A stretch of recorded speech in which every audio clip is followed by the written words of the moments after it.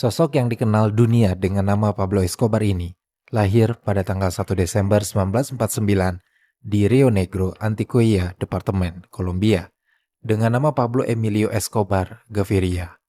Pablo merupakan anak ketiga dari 7 bersaudara yang lahir dari pasangan Abel de Jesus de Escobar Echeverri dan Hamilda de los Dolores Gaviria Berrio.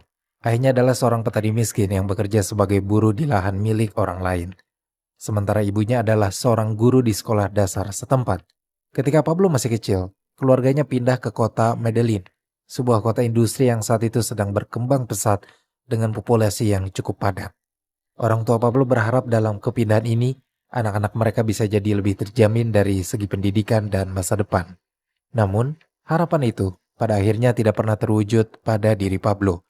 Medellin saat itu adalah kota dengan tingkat kriminalitas yang tinggi. Kejahatan merajalela di mana-mana. Pablo yang baru berumur 14 tahun pun ikut terseret masuk menjadi anggota geng dan menyebabkan dia dikeluarkan dari sekolah karena dianggap sebagai kriminal. Memang belakangan, Pablo juga mulai berbisnis rokok selundupan dan bergabung dengan geng untuk mencuri mobil. Dia mulai melakukan kekerasan dalam setiap aksinya. Pablo sepertinya menikmati pekerjaan barunya tersebut dan dia dalam waktu singkat menghasilkan uang yang cukup memuaskan. Beberapa uangnya dipinjami ke pengusaha-pengusaha kelas menengah hingga kelas atas. Di masa-masa ini, Pablo sudah punya anak buahnya sendiri yang dia pekerjakan untuk menculik orang-orang yang memiliki hutang padanya. Biasanya yang diculik adalah orang yang telat membayar. Pablo menculik untuk meminta uang tebusan yang jauh lebih besar dari nominal uang yang dipinjamkan. Hal yang perlu diketahui adalah Pablo cukup licik. Dia terkadang merobek perjanjian tebusan itu bahkan setelah dia menerima uang tebusannya. Ada satu kasus yang membuat Pablo dan gengnya menjadi sangat terkenal, yaitu kasus penculikan pengusaha Diego Echevarria yang diculik dan keluarganya dibintai uang tebusan sebanyak $50.000. Tapi ketika uangnya sudah diberikan, Diego tidak pernah dikembalikan dan diketahui dibunuh pada musim panas 1971. Setelah 10 tahun Pablo berkecimpung di dunia kriminal yang terorganisir, Kolombia memasuki era perdagangan kokain. Semua ini berawal dari permintaan narkotika ilegal yang mulai meningkat di wilayah Amerika Serikat dan Eropa. Awalnya saat itu ganja menjadi komoditas utama, tapi karena biaya produksinya ternyata lebih mahal, akhirnya muncul kokain sebagai alternatif yang lebih murah dan cepat. Kokain diolah dari daun dan bunga tanaman koka yang memang tumbuh subur di tanah Kolombia. Itu yang menyebabkan Kolombia akhirnya menjadi pusat produksi kokain global. Pablo yang tidak mau melepaskan peluang, akhirnya ikut terjun dalam bisnis kokain ini setelah berkenalan dengan penyelundup lain bernama Griselda Blanco. Tapi Pablo menyatakan bahwa dirinya hanyalah orang baik yang mengekspor bunga. Pablo yang awalnya menjadi penyelundup ganja, beralih menjadi penyelundup kokain. Sebenarnya pertama kali Pablo terjun ke bisnis ini karena disewa sebagai pengirim pesta koka ke fasilitas pemrosesan bubuk kokain di dekat Medellin. Pablo cukup jenius dalam berbisnis. Dia kemudian berhenti menjadi kurir pengantar dan memulai bisnis operasinya sendiri. Menerbangkan bubuk kokain yang telah diproses dalam jumlah besar keluar dari Kolombia untuk menuju Amerika Serikat menggunakan rute yang aman dari pemeriksaan. Ketika bisnis gelapnya ini mulai berkembang pesat, Pablo mulai menjadi perhatian Dinas Keamanan Kolombia. Di bulan Mei 1976, ketika Pablo baru saja kembali dari perdagangan narkoba di Ekuador, agen Dinas Keamanan yang sudah mengintainya akhirnya menghentikan Pablo. Dia ditangkap setelah agen menemukan sebanyak 39 kg kokain di ban serep mobilnya. Tentu sebagai seorang kriminal, ada ide dalam kepala Pablo untuk menyuap petugas-petugas hukum. Pablo berhasil mengganti hakim pertama dari persidangannya dan sukses menyuap hakim kedua sehingga Pablo serta rekan-rekannya yang ikut tertangkap divonis bebas dari hukuman yang menjerat mereka. Setelahnya, Pablo melancarkan aksi balas dendam kepada agen-agen yang menangkapnya, yaitu dengan membunuh mereka semua.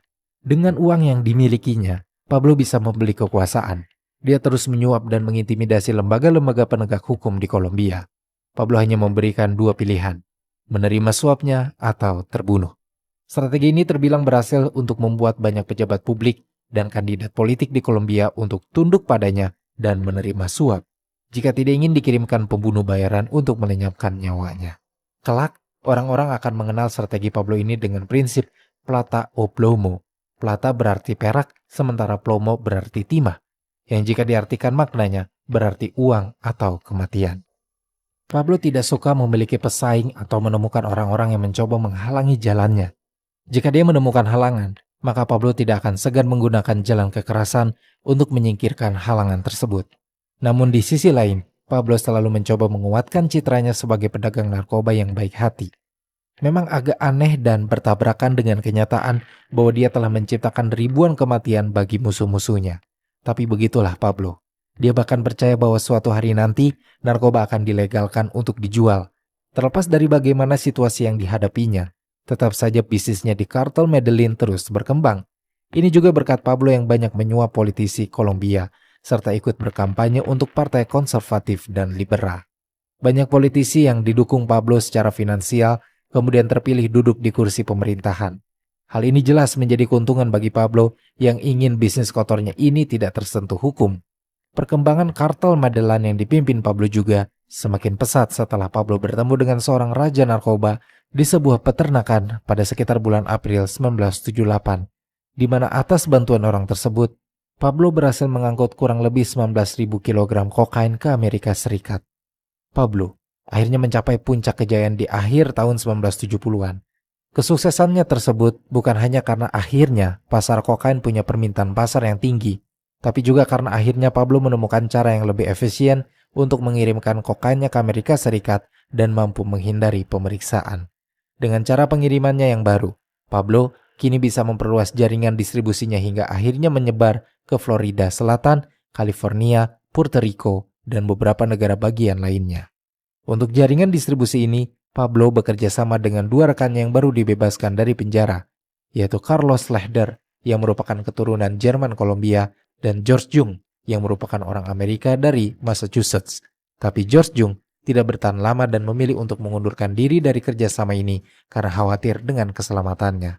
Tersisalah Carlos yang membantu Pablo mengembangkan titik pengiriman di Bahama melalui Laut Karibia dengan membeli sebuah pulau bernama Norman's Cay. Pablo pun menggandeng Robert Vesco sebagai rekannya untuk membeli sebagian besar tanah di pulau Norman's Cay, di mana lahan itu kemudian dibangun landasan udara sepanjang 1 km, pelabuhan, hotel, rumah, bahkan perahu dan pesawat terbang. Di lahan yang sama, Pablo pun membangun gudang berpendingin untuk menyimpan kokain selundupannya. Pulau itulah yang menjadi jalur distribusi utama penyelundupan kartel Medellin. Jalur ini lebih efektif dan membuat Pablo punya keuntungan yang sangat besar. Hasilnya Pablo gunakan untuk membeli tanah seluas 20 km persegi atau 2.000 hektar di Antioquia seharga jutaan dolar, di mana Pablo membangun Hacienda Napoles, rumah mewah yang berisi kebun binatang, danau, taman patung, arena adu banteng pribadi, dan fasilitas mewah lainnya yang digunakan oleh keluarga serta anggota kartelnya. Pablo sebenarnya ingin membangun benteng bergaya Yunani di Hacienda Napoles. Pembangunannya tidak pernah selesai dan terbengkalai hingga Pablo tutup usia. Belakangan juga, Pablo mulai terlibat dalam kegiatan amal di Kolombia dan memberi gaji tinggi untuk staf laboratorium kokainnya. Pablo menghabiskan jutaan dolar untuk mengembangkan proyek untuk mengubah beberapa lingkungan termiskin di Medellin menjadi wilayah yang lebih sejahtera. Proyek ini termasuk membangun kompleks perumahan, taman, stadion sepak bola, rumah sakit, sekolah, bahkan gereja. Kegiatan amalnya memang berbanding terbalik dengan pekerjaan kotornya. Dan itulah yang menjadi salah satu faktor mengapa jika kita membicarakan Pablo, rasanya akan menjadi sangat rumit. Sementara itu rekannya sendiri yaitu Carlos Lehder yang menjadi sangat kaya seperti Pablo, sudah 2 kali menawarkan membayar utang negara Kolombia dengan imbalan segala tuntutan atas kejahatannya diampuni atau diringankan. Tapi tawarannya tidak pernah dikabulkan. Lalu di tahun 1980, Pablo mulai memasuki dunia politik dan berpartisipasi mendukung pembentukan Partai Liberal Kolombia. Sekitar tahun 1982, setelah melalui beberapa proses, Pablo berhasil masuk Kongres Kolombia walaupun hanya sebagai pengganti. Namun jelas posisinya di Kongres ini memberikannya kekebalan parlemen dan hak atas paspor diplomatik berdasarkan hukum Kolombia. Dengan ini Pablo secara bertahap menjadi tokoh masyarakat dan karena kegiatan amalnya, Pablo mulai dijuluki sebagai Robin Hood Paisa. Bagian menariknya, ketika Pablo diwawancara, dia bilang bahwa kekayaannya berasal dari perusahaan penyewaan sepeda yang dia dirikan sejak usianya 16 tahun. Masalah kemudian muncul di Kongres ketika terjadi perselisihan antara Pablo dengan Menteri Kehakiman yang baru, yaitu Rodrigo Lala Bonilla. Dia menuduh Pablo melakukan aktivitas kriminal sejak hari pertama bergabung di Kongres. Hal ini juga diperkuat dengan penyelidikan yang dilakukan oleh anak buah Rodrigo terkait penangkapan Pablo di tahun 1976. Dampak dari perselisihan ini membuat pemimpin partai liberal yaitu Luis Carlos Galán akhirnya mengeluarkan Pablo dari partainya beberapa bulan kemudian. Pablo sempat melawan, tapi dia tetap mengumumkan pengunduran dirinya dari politik di bulan Januari 1984. 3 bulan kemudian sejak pengunduran dirinya, Rodrigo Lara Bonilla dibunuh atas perintah Pablo. Tidak berhenti sampai di situ saja kebrutalan Pablo dalam memusnahkan lawan-lawannya. Sepanjang pertengahan tahun 1980-an, diketahui bahwa Pablo sudah menargetkan Badan Peradilan Kolombia. Dia, seperti biasa, menggunakan prinsip plata o plomo. Jika tidak menerima suap darinya, maka harus bersiap menjadi korban pembunuhannya. Hasilnya adalah beberapa hakim yang menolak suap akhirnya terbunuh. Beberapa yang lain mencari aman dengan menerima suap.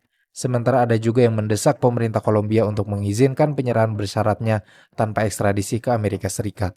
Karena di masa-masa itu, ada aturan yang mengharuskan para tersangka penyelundup narkoba harus diekstradisi dan menjalani hukuman di AS.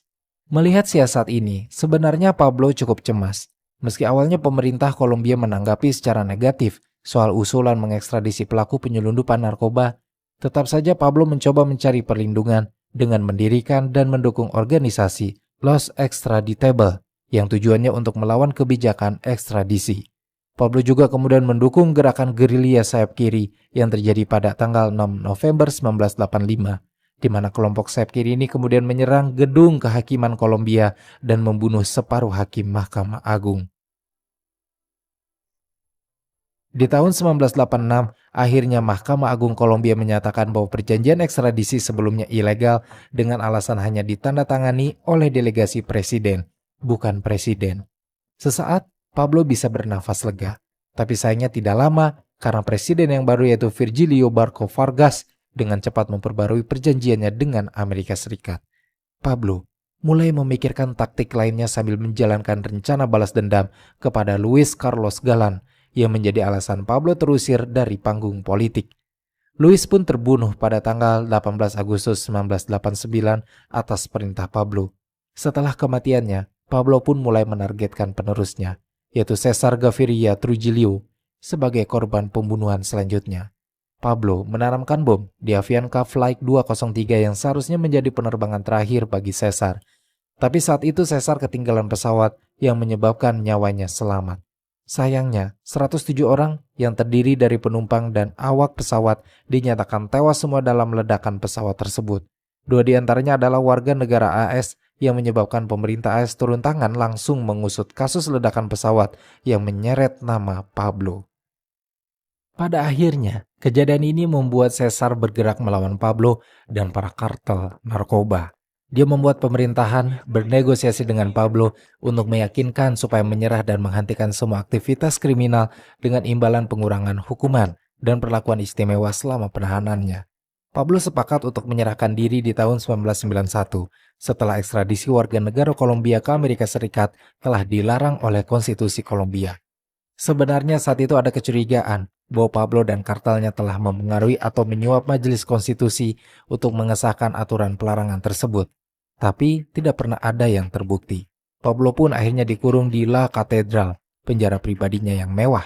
Bahkan lebih mewah dari penjara para koruptor di Indonesia. Karena penjara Pablo dilengkapi dengan lapangan sepak bola, rumah boneka raksasa, bar, jacuzzi, air terjun, serta ruangan berisi telepon dan komputer khusus untuknya.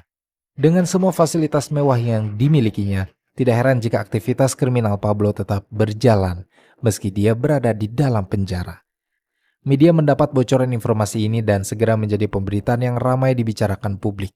Pemerintah akhirnya berencana memindahkan Pablo ke penjara yang lebih ketat dan sederhana. Tapi rencana ini bocor dan sampai ke telinga Pablo, yang menyebabkan dia justru kabur dari penjara sebelum dipindahkan. Mulai saat itu Pablo menghabiskan sisa hidupnya dengan menghindari polisi. Ancamannya bertambah. Dia kini benar-benar menjadi buruan banyak pihak. Mulai dari polisi Kolombia, pemerintahan Amerika Serikat, dan saingannya di dunia bisnis narkoba yaitu kartel Cali. Upaya pelarian dan persembunyiannya berakhir di tanggal 2 Desember 1993, sehari setelah merayakan ulang tahunnya. Pablo saat itu sedang berada di dalam salah satu rumah yang berada di kawasan perumahan kelas menengah kota Medellin. Pasukan khusus Kolombia dengan didukung oleh teknologi pelacakan yang disediakan oleh Amerika Serikat berusaha menangkapnya. Tapi Pablo dilindungi oleh anggotanya dan akhirnya terjadilah baku tembak yang sengit. Dalam situasi menegangkan tersebut, Pablo mencoba melarikan diri dari atap. Tapi pasukan khusus menembaknya dan menyebabkan dia terbunuh karena peluru yang mengenai kepalanya. Sebelumnya, dia sudah terkena tembakan di bagian badan dan kaki, tapi luka terfatalnya berada di bagian kepala. Ada rumor yang mengatakan bahwa Don Pablo ini sebenarnya mengakhiri hidup sendiri, alih-alih ditembak oleh pasukan khusus. Terlepas mana yang benar, Pablo pada akhirnya menemui akhir hidup yang cukup tragis. Dia tewas sehari setelah ulang tahunnya. Pasukan khusus seolah tidak menghormati jenazahnya, justru berfoto dengan wajah gembira bersama jenazahnya yang berlumur darah untuk merayakan terbunuhnya Pablo Escobar, sang Raja Kokain.